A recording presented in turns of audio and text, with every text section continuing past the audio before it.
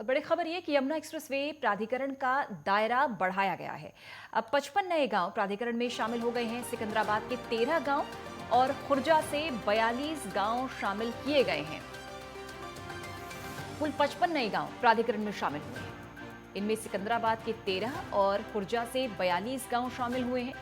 बुलंदशहर जिले में स्थित है सिकंदराबाद और खुर्जा तहसील। इन इलाकों में बड़ी कंपनियां आएंगी। जमीन जो अधिकृत होगी उसमें गांव के लिए यूपी शासन ने अधिसूचना जारी कर दी है और ये तय है कि विकास को नए पंख लगेंगे। यूपी का विकास तेज गति से होगा। जेवर एयरपोर्ट के आसपास स्थित हैं ये सभी गांव।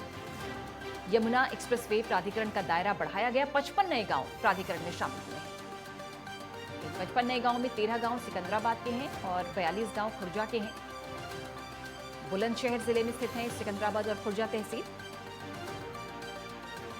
इन इलाकों को चूंकि सम्मिलित कर दिया गया है तो ऐसे में अब बड़ी कंपनियां आएंगी। विकास तेजी के साथ होगा।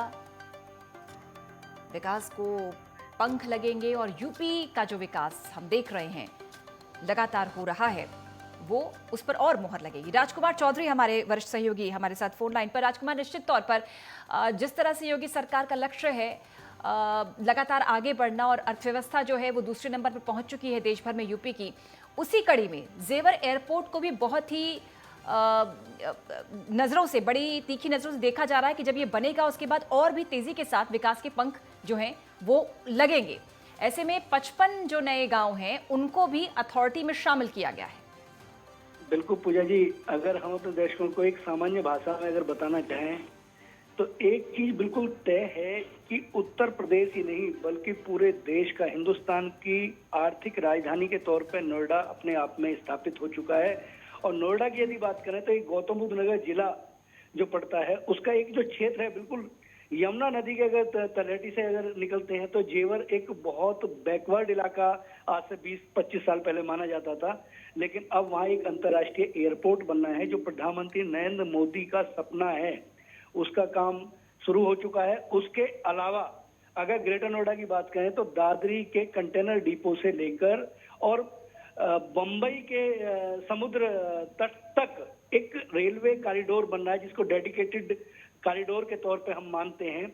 और ये केवल जो मालवाहक जो गाड़ियां हैं, जो रेलगाड़ियां हैं, अगर आज बात करें तो रेलगाड़ियों को कई बार जो मालगाड़ियां हैं उनको कई बार किनारे कर दिया जाता है, तो केवल इस पर केवल मालगाड़ी चलेंगी। तकरीबन 1100 किलोमीटर का ये एरिया है और इसके दोनों तरफ बड़ी बड़ी कंपनियां आएंगी। और बड़ी बड़ी कंपनियों को, क्योंकि उत्तर प्रदेश सरकार ने अपने 5 मंत्रियों को दुनिया के तकरीबन 5 देशों में इसलिए भेजा कि इन्वेस्टर मीट के तौर पे उनको, उद्योगपतियों को लाया जा सके। और उसमें 11 लाख करोड़ रुपए की जो गारंटी मिली है वहाँ की जो उद्योगपति हैं उनके लिए एक विशेष अभियान इन दिनों उत्तर प्रदेश सरकार ने चला रखा है। तो जब आएंगे उद्योगपति तो उनको जमीन की आवश्यकता होगी पूजा। और ये जो गांव है, ये गांव सिकंदराबाद तहसील पड़ती है और खुर्जा तहसील पड़ती है। गौतम बुद्ध नगर जनपद में जेवर जो है, जेवर वो गौतम बुद्ध नगर जनपद का हिस्सा आती है, लेकिन ये बुलंदशहर के गांव है। ये जो नए गांव हैं, ये नए गांव इसलिए समाहित किए गए हैं कि आने वाले जो इन्वेस्टर हैं उनके लिए जमीन मुहैया कराई जा सके। इस क्षेत्र में जो किसान हैं उन किसानों की जमीन का अधिग्रहण करने के बाद उसका डेवलपमेंट होगा और उद्योगपतियों को वो जमीन दी जाएगी।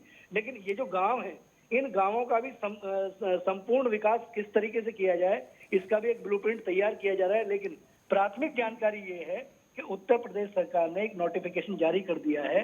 जब प्राधिकरण के अधिसूचित क्षेत्र में किसी गांव को लाया जाता है तो सरकार का एक राजपत्र जारी होना होता है। वो नोटिफिकेशन जारी हुआ है और ये सिकंदराबाद और खुर्जा तहसील के जो गांव हैं, इन गांवों में भी विकास की नई ब्यार बहेगी। और जेवर का जो एयरपोर्ट है उसके एयरपोर्ट के आसपास का तकरीबन 70 किलोमीटर का एरिया जो है वो डेवलप होगा एक औद्योगिक हब के रूप में।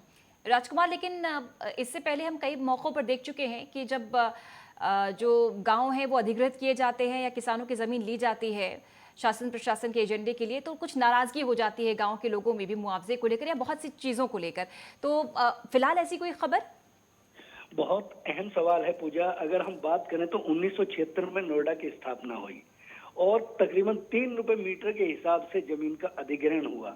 उस समय भी 3 रुपए कोई बहुत मायने नहीं रखते थे और उन गांवों में जो किसान थे उन किसानों को जो लाभ मिलने चाहिए थे वो लाभ नहीं मिले। इसकी टीस कहीं ना कहीं ग्रेटर नोएडा के किसानों में गई और 1991 में ग्रेटर नोएडा प्राधिकरण का गठन हुआ। लेकिन वहां के किसानों को आज भी 3.5 लाख रुपए बीघा के हिसाब से केवल मुआवजा मिलता है, जबकि अगर बात करें यमुना की, क्योंकि यमुना विकास प्राधिकरण के जो अधिसूचित क्षेत्र है उसमें 17.5 लाख रुपए बीघा का अभी तक का जो रेट है, जो जमीन किसानों से ली जाती है वो 17.5 लाख रुपए बीघे के हिसाब से ली जाती है। लेकिन इसको 22 लाख रुपए बीघे, 25 लाख रुपए बीघे करने के लिए तमाम तरह के प्रयास कर रहे हैं। लेकिन जिस दिशा से महंगाई बढ़ी है, इन गांवों के किसानों को कोई नाराजगी ना रहे, इसके लिए सरकार ने एक नई व्यवस्था बना रहे हैं। और जो सूत्रों के हवाले से जानकारी मिली है उसमें प्रमुख सचिव की अध्यक्षता में जो जिलाधिकारी होगा, जो उस क्षेत्र का एसडीएम होगा और ग्रेटर नोएडा यमुना विकास प्राधिकरण के जो मुख्य कार्यपालक अधिकारी होंगे वो भी उसका एक कमेटी का हिस्सा होंगे।